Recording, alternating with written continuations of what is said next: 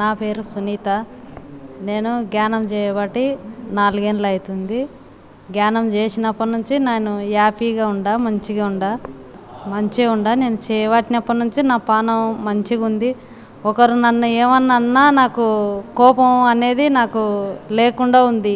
మళ్ళీ వాళ్ళు అన్నా నేను కొంచెంసేపటికి వాళ్ళతోనే మాట్లాడాలి. వాళ్ళంతా తిట్టినా కానీ నేను మళ్ళీ వాళ్ళతోనే మాట్లాడాలి.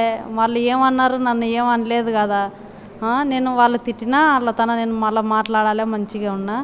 నాకు ఒకరు ఏమన్నా తిట్టినా నాకు బాధ లేదు. నేను మంచిగా ఫ్రీగా ఉన్నా. నాకు అసలు జ్ఞానం వల్లకి వచ్చినాక నేను ఎంత మంచిగా ఉన్నా అంటే అంత మంచిగా ఉన్నా.